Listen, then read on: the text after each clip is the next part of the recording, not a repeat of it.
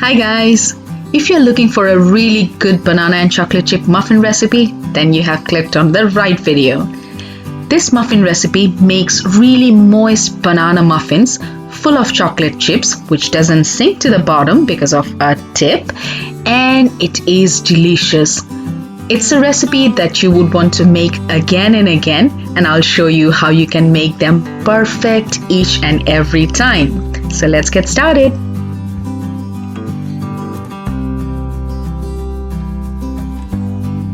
First, we need some all-purpose plain flour, then some white granulated sugar. Next, we need 2 large eggs. After that, of course, bananas. I'm using 4 small ones, or you can use 3 large ones. I'm using some cooking oil and some milk chocolate chips. You can go with dark if you prefer so. Use some good quality vanilla extract and some baking powder, baking soda and salt. First, preheat your oven to 200 degrees and then prepare the baking tin. Because I've made this recipe again and again, I know that I will get exactly 12 muffins. Okay, all the cases are in the tin. Now let's start the main process. First thing first, I'm gonna coat these chocolate chips in flour. So whatever flour we are using for the recipe, I'm gonna take 2 tablespoons from here and I will put it on chocolate chips. Then I will mix it. The aim is to coat the chocolate chips with flour so that when we mix it in the batter and later on when it bakes, it doesn't sink to the bottom. Now, who wants all the chocolate chips in one part of the muffin? That's not something we want. We want an even distribution so that in every bite we get some delicious gooey chocolate chips. And that's why this coating will help these to get evenly distributed throughout each muffin. What I like to do is sieve it and then put it in a container so that there is no excess flour. Now the rest of the flour, I'm going to sieve it. You know, nowadays even the cheaper brands of flour is so fine that you hardly need to sieve it, but don't skip this part. It's crucial because if there is any lump in your flour, baking powder, baking soda or salt, sieving will help to eliminate that. So I've put my flour, baking powder, baking soda and salt, and then I'm going to shake it. What I like to do is keep the dry ingredients in one bowl and then mix the wet ingredient in another one. Okay, my dry mixture is done. I'm gonna put it on a side and let's prepare the wet ingredients. I'm gonna start with bananas, and I have very ripe bananas here. The riper, the better. To be honest, when bananas are very ripe, they are sweeter. And if your bananas have black spots like this, don't worry at all, they will taste even better and you won't even realize. Anyways, I forgot to turn on my camera when I started mashing the bananas, so excuse me for that.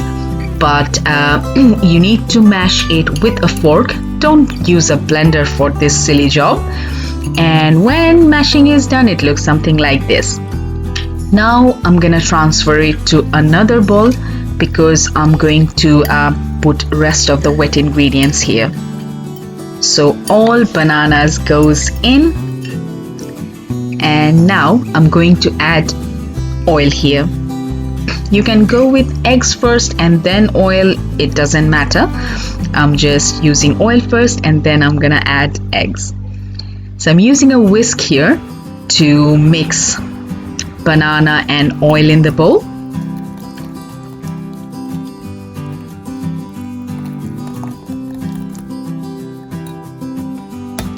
Now it's time to add eggs. I'm adding one by one, and it's always better to crack your eggs in a separate bowl and then see if there is any dirty things inside or if the egg has gone bad. and then transfer it to the bowl, but I'm really lazy. I just put it straight on the bowl. Anyways, so I mixed 1 egg at a time and I'm whisking it very gently, not too much, otherwise it will be too fluffy. Now adding sugar, because although the bananas are sweet, we still need some sugar for extra sweetness. My batter is almost done. I'm just ensuring everything is combined, and then it will be time to add dry ingredients. Oh, I forgot. We need to add essence, vanilla extract. I'm using just a little bit, and I usually eyeball that. Now from the flour mixture, I'm gonna add it batch by batch. What I like to do is add it in 3 batches. So I put a little bit of flour mixture on my wet ingredient, and first I try to mix it with a whisk. That way it's a bit easier. Then I go for the next batch, mix it with my wet ingredient, but this time I'm gonna try and fold it rather than whisking it.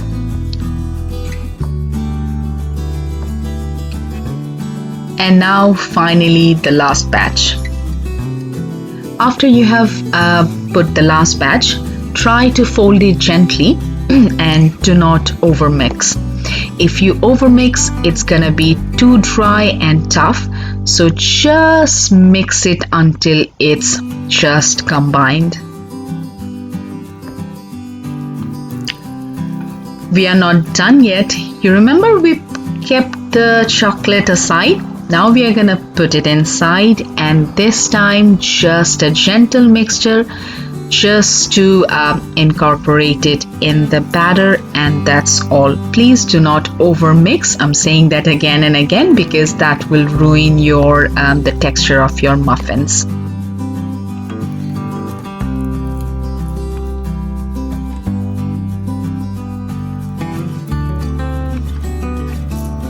My batter is now fully prepared, and I'm gonna transfer it to the cases, for which I use a big ice cream scoop. I use an ice cream scoop because it makes the job very easy and I get even muffin on each case. So I take 1 full scoop of batter and then I'm pouring it in the cases. I found that 1 big scoop is the right amount for making this size of the muffins. If you want to make smaller ones, then use if you have smaller cases and smaller pan, use a smaller ice cream scoop.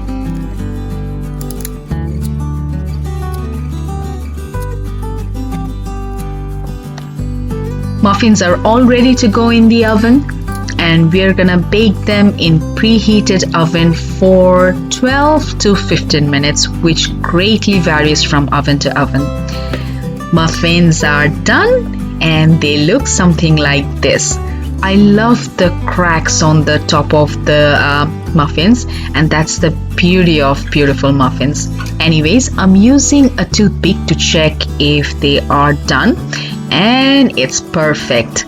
Although from the looks it seemed like they were done perfectly, but don't skip that.